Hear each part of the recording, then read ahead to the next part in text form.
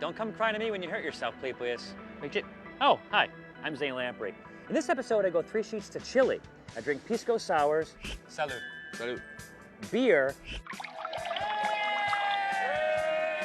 And I get kicked out of a bar. Yo, you gotta get out of here. You gotta get out. It's a good episode, though.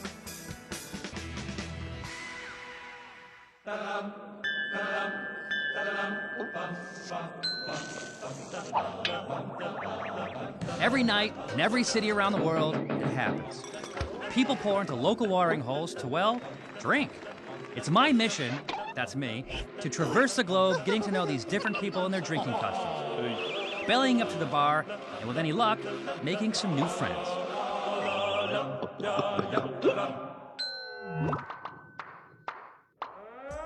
Warning! When drinking in Chile and the lights go out, it's time to leave. No, I want to stay. Oh, no, you have to leave. You'll see more of that later. Gotta go. But first, Chile. Located on the west coast of South America, it's bordered by the ocean and beaches to the west and high mountain ranges to the east, which makes it prime real estate for growing grapes. But not just any grapes. There's a prolific grape here that's nearly reached extinction in Europe, but has found glory in the hills of Chile and in the glasses of wine connoisseurs throughout the world. And there's a different local grape used to make something that's a little bit stronger. Okay, a lot stronger. I'll explore these drinks and others. That's a nice beer. Yeah. And while I'm at it, I'll meet a top gun in the local drinking scene. You want me to call you Maverick? Yes. Play some drinking games. With you. No, it's not a hand. And if anything goes wrong, I always have Curtis the cameraman to blame.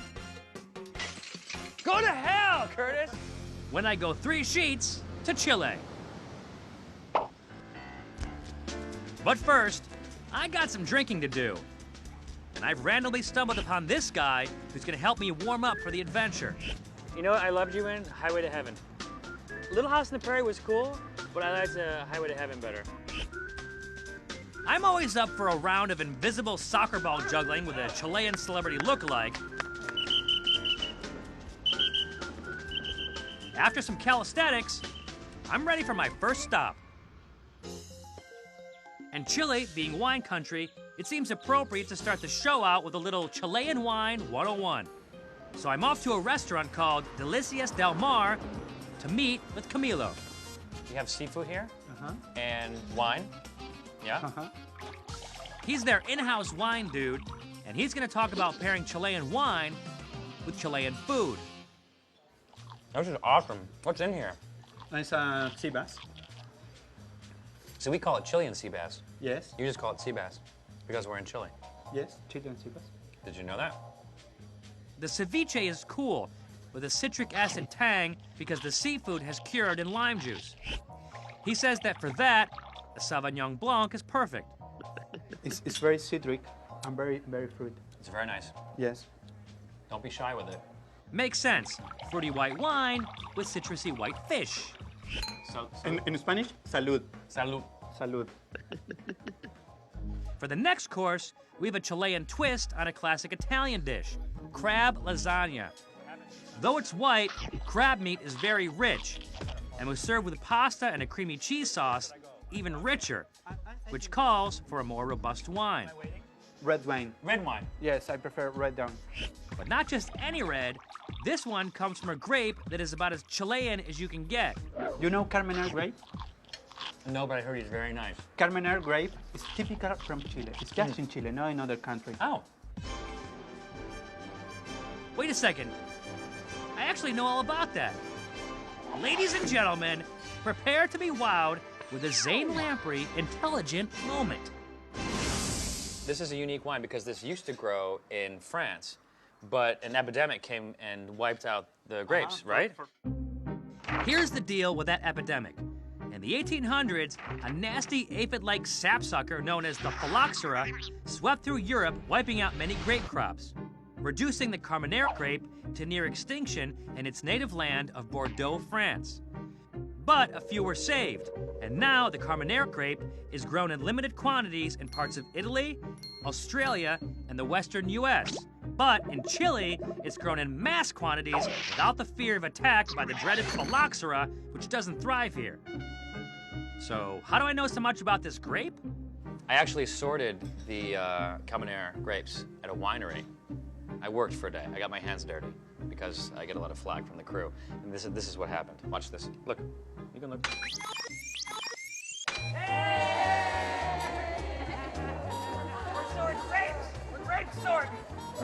This is the Vina Indomita winery in Chile's Casablanca Valley. Located midway up the slopes of the Cordillera de la Costa mountain range, cool sea air from the west prevents this region from getting too hot in the summer, yet the winters are also mild, reducing the risk of frost damage to the grapes. Isadora is a sort of wine chemist who works here monitoring the winemaking process and making sure everything's up to snuff. If you notice, look at how wonderful of a grape picker I am. Uh-huh. Would you hire me here? Could I have a job here? No, Why? because you are, look this, it's a bad grape. You are not working very well. The reason we're sorting these red grapes is because they were harvested this morning. Bad one, bad grape. But in truth, most of the grapes grown in the valley are white. For instance, the Chardonnay grapes that have already been harvested and pressed are currently in the early stages of fermentation in these giant steel tanks. Oh, it's milky. Yes, How old because is it? No, it's not finished yet. It's milky because it's only recently been pressed, but not filtered, meaning the pulp and skins are still floating around in there. How long has it been in the tank for? 1 week? A week? Yes, So it has a little alcohol? a little, yes. Right now, she estimates the alcohol content is only around 4%. It's carbonated, right? Yes, It's a little bitter. It's fizzy because the yeast is actively converting the sugars into alcohol. So why don't you tell me if it's okay. This good? Good? After a couple of weeks in the tanks, the wine will reach its desired alcohol content of around 14%. Then it'll be filtered and put into wood barrels to mature. Actually, I like it. This much.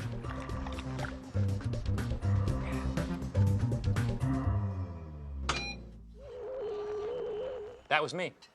Did you see? All right, so he's not impressed. Bring us some fresh glasses of wine before the sun goes down. Because what happens when the sun goes down? I got a party. I got a party in my pants and it's just dying to get out. But he is about to impress upon me the joy of a good dessert pairing. Ah, the pièce de résistance. Chilean apple cake with a dessert wine that the Miranda House winery in Chile makes from the Muscat grape. It's with a sweet wine. A sweet wine. Yes, late harvest. Late harvest. Late harvest wines are wines that use grapes that are allowed to ripen on the vine. And to further explain their benefits, I give you the professor.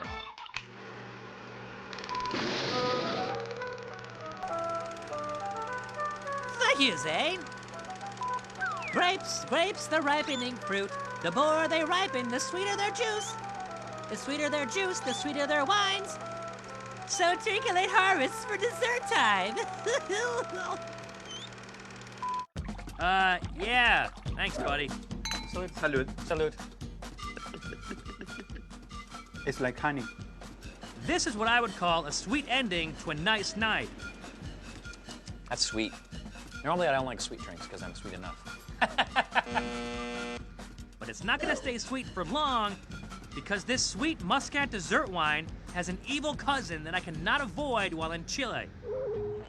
It's a potent potable made from the Muscat grape known in these parts as Pisco. And tomorrow, I'm gonna get to know this stuff pretty well. Maybe too well. Coming up, can I survive a day-long excursion into the world of Pisco? Oh, that's horrible.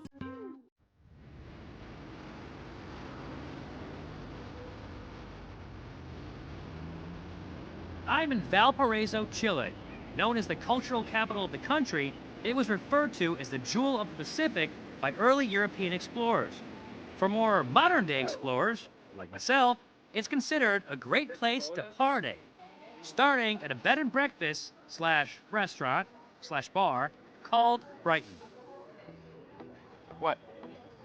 Go for it, dude. Oh, It's okay. your program. Oh, hey. Yeah, it's my show, but Christian, who works here, is going to take the lead and introduce me to Chile's national drink, Pisco. What is Pisco? Well, it's a distillation of the grapes. And it can be like, I don't know, 40 or 50% of alcohol, so it's really strong. It's like grappa. No, it's not. Grappa is rubbish. The reason Christian calls grappa rubbish is because most grappas are distilled from the fermented juice of discarded stems and skins left over from the winemaking process. But Chilean Pisco must be made according to strict rules in order to call itself Pisco. First, it must be made from whole Muscat grapes. And, like champagne, those grapes must come from specific regions in Chile. For more on that, meet Daniela, the Chilean Muscat grape guru. We have more than 300 days of pure sun here in the Elqui Valley and only 65 days of clouds. The dry weather that we have allows that many diseases cannot grow in this part of the Elqui Valley, so the grapes are very, very healthy, are very good grapes. Here in Chile we have a special law that says that Pisco can only be produced in the 3rd and the 4th regions of Chile, with the grapes of the 3rd and the 4th regions of Chile. According to Chilean law, any hard distillates made from anything other than Muscat grapes grown in these regions are not officially recognized as real Pisco. And that has come to be a source of contention with Chile's neighboring Peru. Why? Here's the deal. About 500 years ago, Spanish explorers began making a grape-based spirit in the town of Pisco, Peru. These drinks are often made not only with grapes, but also with grape byproducts like stems and skins, and often include various combinations of sugarcane nectar, corn, and grains. These concoctions eventually came to be known informally as Pisco for the region where they're from. Well, in Chile, some industrious booze makers decided to capitalize on the Pisco craze. So they established their own strict guidelines for making it, mass-marketed on a commercial scale, and today they do not recognize so-called Pisco from Pisco, Peru as real Pisco. Get it? Obviously, that pisses off the Peruvians to no end. But I'll save that story for when I go to Peru. For now, I'm in Chile, and Christian wants me to drink the national cocktail of Chile, a Pisco-based drink called Pisco Sour. Are we gonna taste one at some point? Yeah, of course. I'm really thirsty, I'm just Christian. waiting for the waiter. Where the heck? I thought you ran this place. Yes, You should be able to go like that. right. Tráeme los Pisco Sour, por favor, Cristian. 3. ¿Qué pasaste? Oh, 3? What'd you say? 2. What'd you say? Traemo. No, tráeme. Tráeme. It's been bring me. Oh, okay. Bring me some Pisco Sour. Tráeme dos pisco Jesus, sours. your Spanish is really bad, dude. All right, cheers. I don't think we say cheers in Chile. We say salud. Salud. Yes, Salud. salud. Ah, nice, right? That could be deadly. You like it? Yeah, I like it. It goes down really, really easy. You see? It's like a drink I juice of lemon or something, but really, really like, I don't know, sweet. It's very sweet. It makes my nipples pointy. Yeah, I can see that. Thank you. I'll have Christian show me how to make one of these later. But first, he suggests some nicknames in honor of our future as drinking comrades. What about Maverick? You like that? You want me to call you Maverick? Yes. Okay. Are you sure? Yeah. Cool. Can you call me Goose? Yes, I can call you Goose. So we'll be Goose and Maverick? Yes.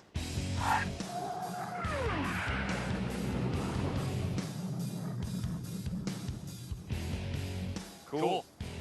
Hey, Maverick. What? What's up, Goose? Yeah, that's what I'm talking about. Can we go in and learn how you make a Pisco Sour? For sure, dude. Let's Just do it. go. Let's go. Come on. Let's go there. No, don't tell me to go. You're gonna come with me. All right. Maverick, You're the boss. you're my wingman. Are you not my Yeah, wingman? No, no, no. You don't leave a wingman, dude. All right. You know what? I think I can do this. You go like that? Yeah. Okay. Hey. But what I need is ice. So I have actually ice in my hand. And I put a shot of this, Yeah. and I take an egg white. That's That's all it. right. That's it. And then I take Lemon juice. This is lemon juice. Yeah, do that. Did I put this in? Yeah, do it.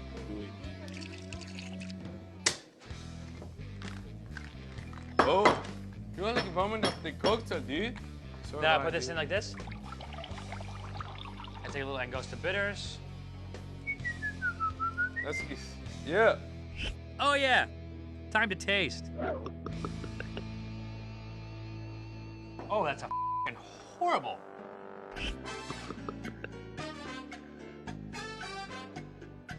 It's good. It's good. It's really good. You make it so good. Whoa, so what went wrong? It's really cool. Mmm. Time for a 3 Sheets instant replay. Upon review of the tapes, it's clear. Goose put in too much Pisco, too much egg white, and he totally forgot to add sugar. And judging from the look on Maverick's face, I'd say he agrees. This Pisco sour is just sour grapes. Okay, so I was a little distracted. But fortunately for you, we have a 3 Sheets mixology manual.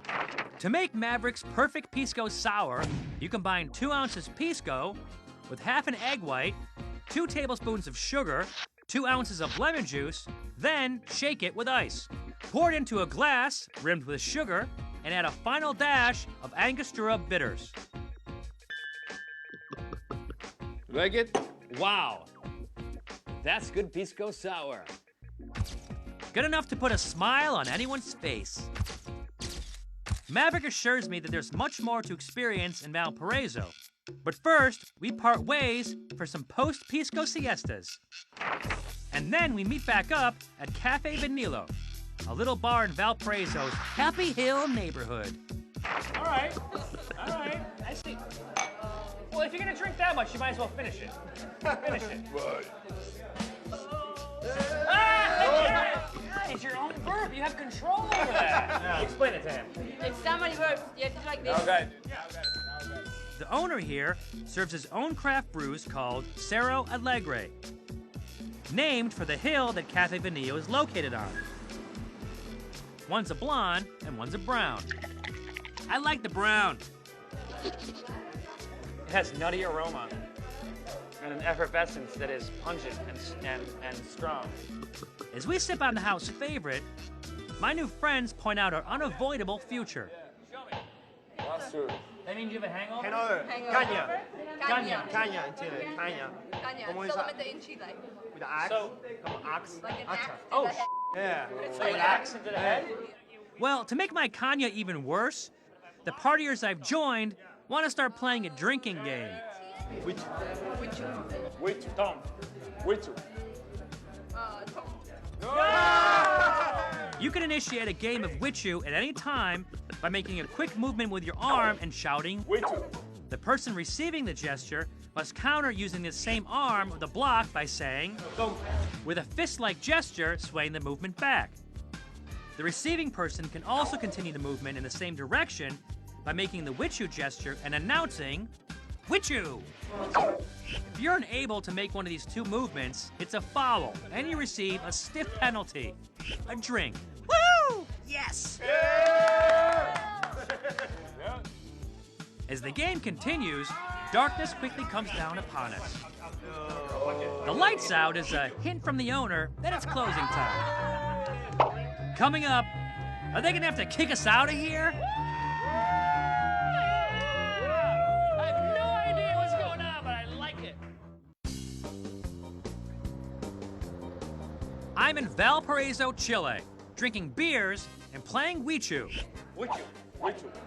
But the owners keep turning the lights out on us. I'm gonna take that as a hint.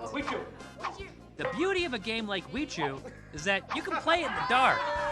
We're getting kicked out? Yes. We know we want to stay.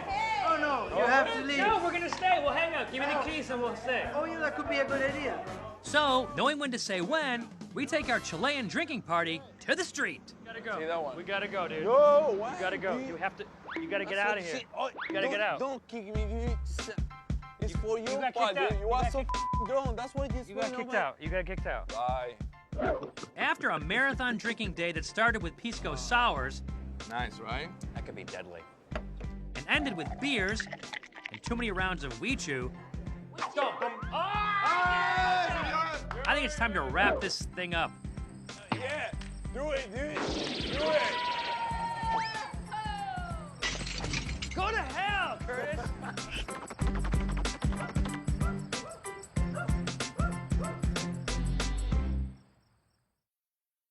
He's all right.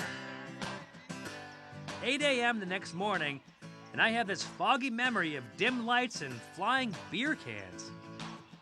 He's all right. And I'm told around here, the locals like to clear their heads with seafood. So I head to Caleta Portales. What is the cure for the hangover? Sopa marina. Okay. Sopa marina is a seafood soup. Seafood soup. Yes. Okay. Fish and shellfish.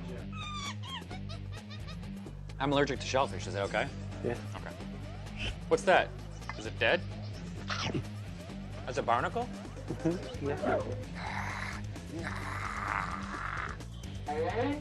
And to go with this delicious dish, my host, knowing this is a drinking show, decides to add a little something I know all too well by now. For some reason, it seems like I've known Mr. Pisco for quite some time.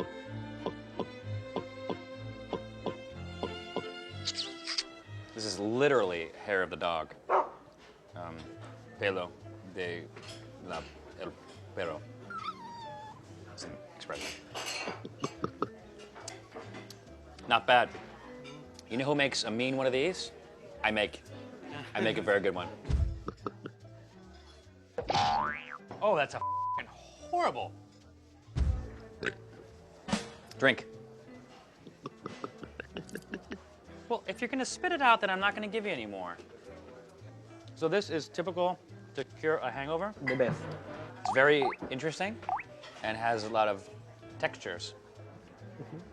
One texture that comes to mind is slimy. That's a texture. Is it, you right? If you can slime a hangover, I think I've done it. Salud. I feel better. I don't feel necessarily better. I feel different, which is good. What a trip. From the hills where great Chilean grapes are grown. Do you ever give thanks to the tanks? Like, you ever say thank you? No. You should. To the fine wines and killer spirits they make. From the good mixes to the bad ones. It's really cool. From the beers to the drinking games. We're getting kicked out? Yeah. We know we want to stay. Oh, no. You have to leave. Chile, a great place for top guns to hone their drinking skills. Cool. 3 sheets, obviously. 3 sheets with? Yes. With? With a really good. What's my name?